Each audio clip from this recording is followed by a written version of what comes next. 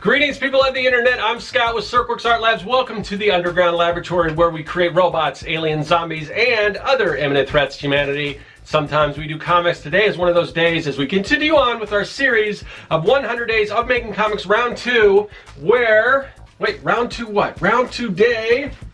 Where are we at? We are at day 8. Yes. 100 Days of Making Comics, Round 2, Day 8, where I'm working on my personal comic book project, Young and the Dead. It's kids versus zombies. It's like Goonies meets Night of the Living Dead. So if you're into those kid adventure movies of the 1980s, this should be right up your alley. This is issue 1. Issues 2, 3, and issue 1 are available at my website at serkworks.com. What was that? Oh, you know what that means? That means we have mail. So what do? We check with this system right here. You see these tubes and things that go back here? This is the Vaculux, which is a vacuum tube that goes all through the underground layer. It's a way we send things back and forth. So let's see what we've got today. What's our mail for today? Look at this. Look at this. What is this? Oh, awesome. So this tiny little thing, you see this here? Okay, I know it looks small, all right, but the thing is with the Vaculux, it's really difficult to send parcels through this whole thing, so we have to reduce this. So what we do is we use a dehydrator, and we dehydrate our packages, and then we just, a little tiny drop of water, we can bring these back to normal size, and then we can check them out. It's just one of those inventions that we've developed here in the underground layer. So let's see what this is, but this, just before I open it, before I enlarge it, this is from Ox. And, you know, I know he sent these things out a long time ago, and unfortunately, sometimes we have problems with the Vaculux. Things get stuck, they get trapped in here. We gotta get our little hench minions inside the Vaculux and kind of push those things through. So this could have been sitting up there for a while, I don't know. But I've got it now, and I'm super excited. I wish I could have checked it out earlier. Most of you guys, if you contributed to his Kickstarter, you probably got a few of these. But Ox, if you didn't know, is one of the alums from the 100 Days of Making Comics. He's done tons of comics. He's run a bunch of successful Kickstarters, and he always throws in all kinds of cool stuff. So I don't want to wait any longer. I'm going to enlarge this thing, and then I'm going to open it and check it out. So let's get to it. Okay, here we go. All it takes is a little drop of water. There we go. Okay, here we go. Back at normal size. And let's check and see what's in this thing. It is so thick. And I think all I ordered was a book or two, but there's tons of stuff in here. So let's see what we got here. Lots of bubble wrap. All right, what do we got? What do we got? We've got, I don't know what this is here. Let's check this out. Oh man, look at this. Look at this. It's like it's like a transparent, like a plastic, almost like a business card. That is the coolest thing. Look at that. And tons of postcards. Let me tell you guys, if you have an online store, or if you run a Kickstarter, because like I said, a lot of this stuff is like extras and things. You want to deliver more than people are expecting, and they're always going to be happy. Look at this. Okay, oh my God. So here's an original right here, signed by Ox. Awesome. This is going up in the art lab. All right, what else do we got here? This is, I'm not exactly sure if this is one of his, but there's a print in here. There's a lot of other stuff I'm going to go out and read later. Okay, now this one, oh okay, this is from Jan, who is also a member of the 100s, and I guess, you know, I read this online. I know he put it up online, Jan did, but this is his comic book, Phosphor, and so he wanted me to share this, so I'm definitely going to share this with you. You can check it out. Some cool stuff right here.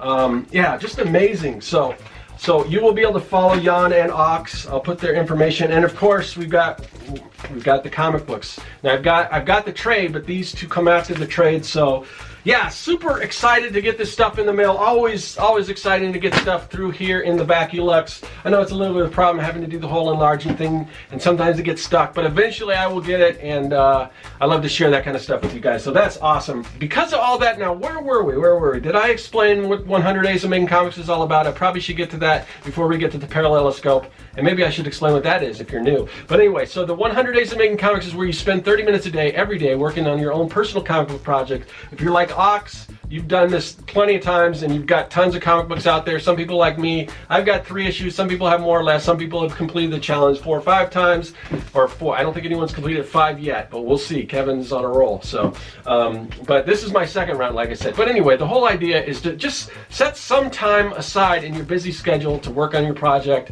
and then hopefully it'll get a lot further done. So, so that's what we're doing. So, like I mentioned before, we're going to go to the paralleloscope. Now, that is another device that we've developed here in the labs where we can visit alternate dimensions. So the way we do this is I tap into these alternate dimensions and I get a little help from my friends, a little help from me actually, alternate reality me, who's also working on this book, and we can multiply our efforts and get this book out faster. So let's check out the real world and see what's going on. We're going to go to the paralleloscope. So when we left off of a meeting yesterday, we did a little on-site location scouting for some buildings and things like that. And what I've done is I've printed out some of the buildings and everything that I took pictures of, and just did a real rough, kind of just really rough sketches here just to get some ideas. But what I'm going to do is I'm going to take what I have and I'm going to kind of refine it and put together sort of an isometric sketch and see if this building kind of starts coming together. The other thing I did want to mention in the intro, there was mention of Ox, who was running a Kickstarter. That Kickstarter was an older Kickstarter, but I believe if you're watching this in real time or somewhere near the time that it's uploaded, I think he's doing another Kickstarter. So I'll have to remember to put Ox's information in the description, and if you guys want to get some cool stuff like you saw in the intro, you should definitely go check out that link before it's too late, because as you know, Kickstarters, it's a limited thing, so you got to get on it. But speaking of getting on it, I'm going to get on to doing some sketching here. Because this particular location, this Gen Core research facility, is such an important part of my story, I'm going to take a little more time and actually, you know, kind of figure out in sketch form how this building's supposed to look. So I'm just working on a few different concepts, or I sketched out a few things, and now I'm just kind of taking those and putting them together. This may or may not be the final piece, but what I'm doing here is an isometric, which is a certain kind of view. I'm not sure what angles. It's math, and I don't do math, but anyway. But I used to do these. It's funny that I don't do math, but I've done tons of these types of geometric buildings. I used to work on, when I was doing game design, I used to work on a city builder game called My Town, and all the buildings were done in this style. And then later I was working on another game where I did similar things. But if you've ever played social games like Clash of Clans, they're usually done in this kind of top-down perspective, and it's a really good angle to use when you're kind of designing buildings, because you can sort of see the three-dimensionality to it. You can see the front, and I don't know, I like this angle for this type of thing. Now when I actually go and do the book, I wanted to use a little more dynamic perspective and things like that, but this is a good way just for me to get a feeling of what this building is going to look like. And if you remember yesterday when I was going through and on the location and taking shots of some of these other buildings that I'm kind of combining, I want it to be very industrial looking. There's windows. As you can see, it's kind of like got 2 levels. There's the top level, which has these, I don't know, they're almost like T-bars down, but they're cement.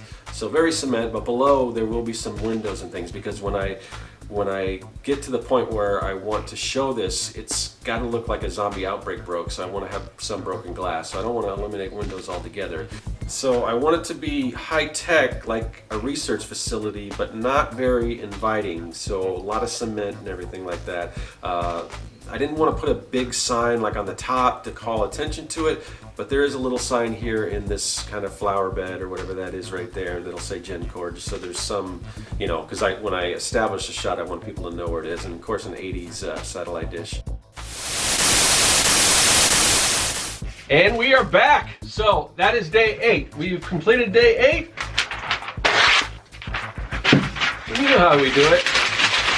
Day 8 is done and in the can. Tomorrow, day 9, I'll see you then. That is all.